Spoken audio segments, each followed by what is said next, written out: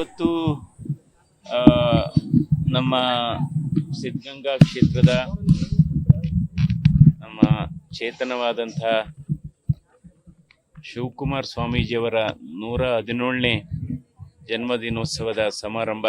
ಅವರ ಗದ್ದಿಗೆಗೆ ನಮನವನ್ನು ಸಲ್ಲಿಸಿ ಆಶೀರ್ವಾದನ ಪಡೆದುಕೊಂಡು ಹೋಗಲಿಕ್ಕೆ ನಾವು ಬಂದಿದ್ದೇವೆ. ಯಾಕೆಂದರೆ ಅವರು ಒಬ್ಬರು ಯುಗ ಪುರುಷ. ಒಂದು ಅನ್ನ, ಅಕ್ಷರ, ಆಶ್ರಯ ಎಲ್ಲವನ್ನು ಕೊಟ್ಟು ಲಕ್ಷಾಂತರ ವಿದ್ಯಾರ್ಥಿಗಳ ಭವಿಷ್ಯವನ್ನು ರೂಪಿಸಿದಂಥ ಮಹಾಚೇತನ, ಆ ದಿವ್ಯ ಚೇತನ. ಹಾಗಾಗಿ ಇದೊಂದು ಪುಣ್ಯಕ್ಷೇತ್ರ.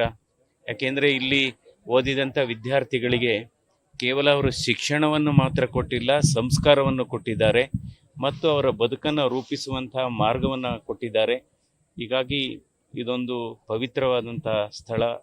ಸೊ ಇಲ್ಲಿ ಬಂದು ಇದು ನಮ್ಗೆ ಅವಕಾಶ ಸಿಕ್ಕಿರೋದೇ ನಮಗೆ ಒಂದು ನಮ್ಮ ಪುಣ್ಯ ಅಂತ ಭಾವಿಸ್ತೇನೆ.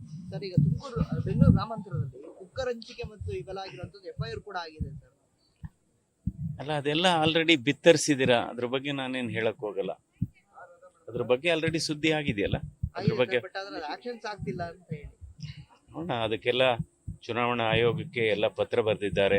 ಸೊ ಮುಂದಿನ ದಿನಗಳಲ್ಲಿ ಅದು ಏನು ಕಾನೂನು ಪ್ರಕಾರ ಏನು ಮಾಡಬೇಕು ಅದು ಮಾಡ್ತಾರೆ.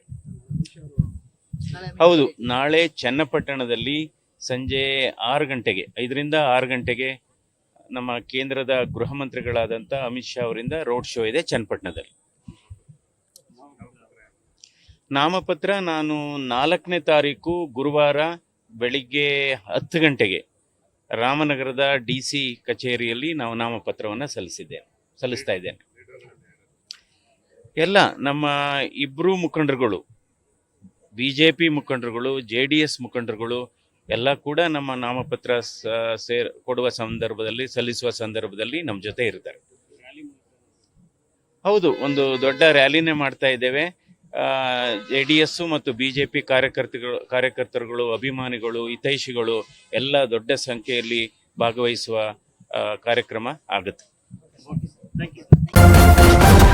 ನ್ಯೂಸ್ ಫಸ್ಟ್, ನಿರ್ಭೀತಿಯಿಂದ ನಿಮ್ಮ ಪರವಾಗಿ.